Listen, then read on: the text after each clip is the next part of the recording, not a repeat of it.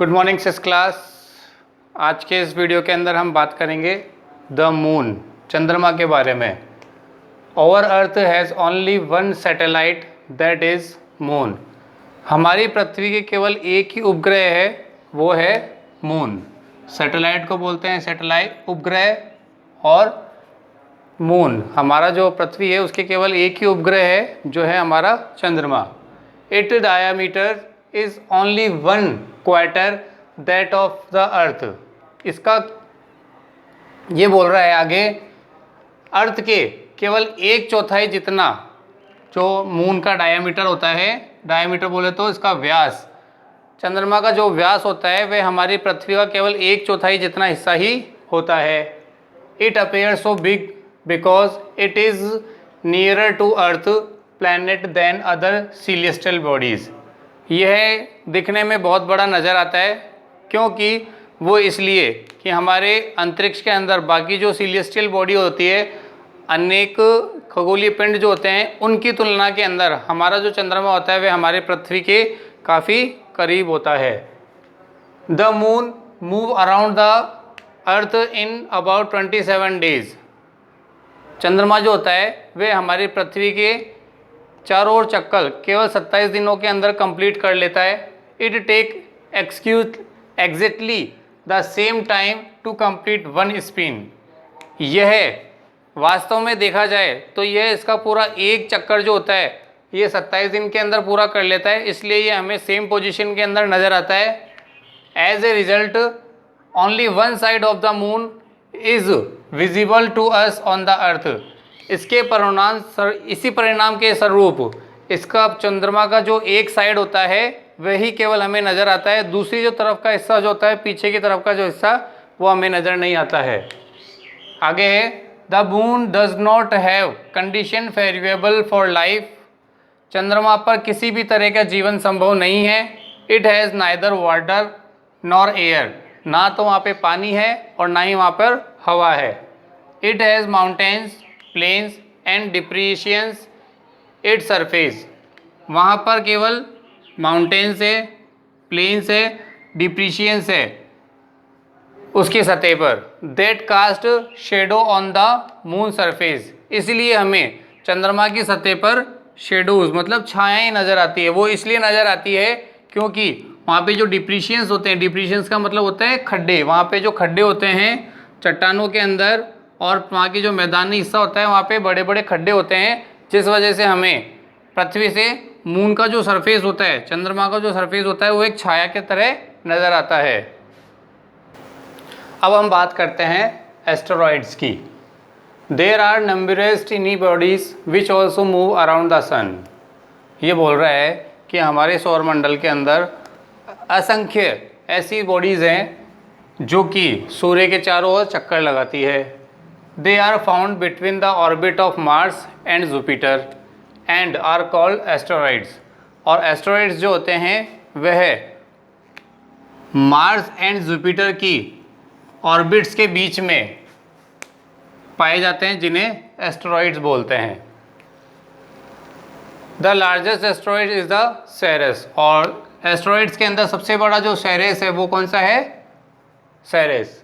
Scientist of the view that asteroids are part of a planet which exploded many year back.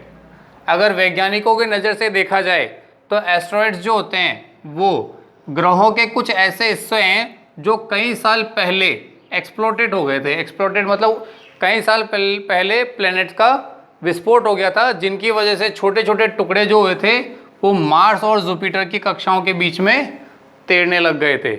तो ये थे asteroids. अब हम बात करते हैं इससे आगे मीटेरॉइड्स की। इसके अंदर बोल रहे हैं the small pieces of rocks which move around the sun are called meteoroids. चट्टानों के छोटे छोटे जो टुकड़े होते हैं जो सूर्य के चारों ओर चक्कर लगाते हैं वे मेटेरॉइड्स कहलाते हैं, जिन्हें हिंदी में उल्कापिंड बोला जाता है। Sometime these meteoroids come near the earth and tend to fall on it। कभी कभी मेटेरॉइड्स जो होते हैं वे हमारी जो पृथ्वी होती है उसके पास में आ जाते हैं और वे पृथ्वी पर गिरने लगते हैं। During this process due to frictions with the air they get heated up and burn. इस प्रक्रिया के दौरान जब मेट्रॉइड जो होते हैं वे हमारी पृथ्वी के करीब आ जाते हैं और पृथ्वी के गुरुत्वाकर्षण बल के कारण पृथ्वी जो है उन्हें अपनी ओर खींचने लगती है, जिसकी वजह से वे पृथ्वी की तरफ गिरने लगते हैं। तो इस प्रक्रिया के दौरान जो मेट्रॉइड होते हैं वह हवा के संपर्क में आके काफ़ी तेज़ी से नीचे की तरफ आते हैं और वे नीचे के आने से जल्दी से गर्म हो जाते हैं। हीटेड अप का मतलब होता है गर्म हो जाते हैं और जल जाते हैं। तो इस तरह से हमारी जो मेट्रॉइड होते हैं वे सौरमंडल के अंदर या अंतरिक्ष में ही जल जाते हैं। It causes of clash of light. इस कारण की वजह से हमें अंतरिक्ष के अंदर या हमारे सौरमंडल के अंदर एक बहुत बड़ा प्रकाश नज़र आता है। मेट्रॉइड्स के अंदर आगे है, some time a meteoroids without being completely burnt fall on the earth and create a hole.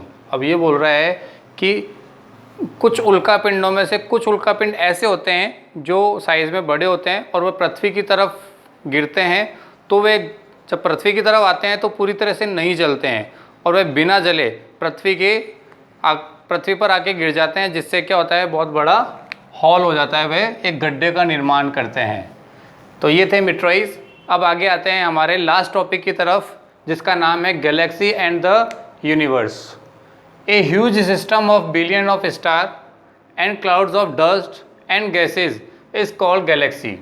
अब ये बोल रहा है कि अरबों संख्याओं के अंदर जो तारे होते हैं और कणों के जो डस्ट मतलब धूल के जो बादल होते हैं और गैस के जो बादल होते हैं वे सब मिलकर गैलेक्सी का निर्माण करते हैं, जिन्हें गैलेक्सी कहा जाता है।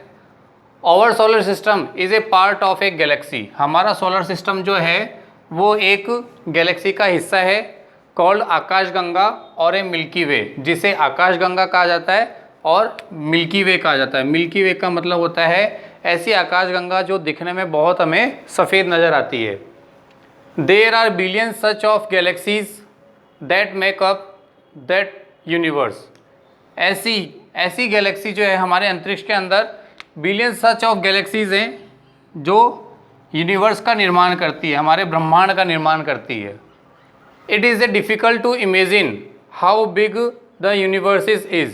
यह अनुमान लगाना इतना मुश्किल हो गया है कि अभी तक हमारे साइंटिस्ट को भी नहीं पता है कि हमारे ब्रह्मांड के अंदर कितने यूनिवर्स हैं, मतलब असंख्य यूनिवर्स हैं। Scientist are still trying to find out more and more about it. हमारे जो वैज्ञानिक हैं वे यूनिवर्स और गैलेक्सीज के बारे में ज़्यादा से ज़्यादा जानकारी प्राप्त करने की कोशिश कर रहे हैं। इसी के साथ हमारा जो चैप्टर था, चैप्टर 1, ये कंप्लीट हो चुका है। तो फिर थैंक यू।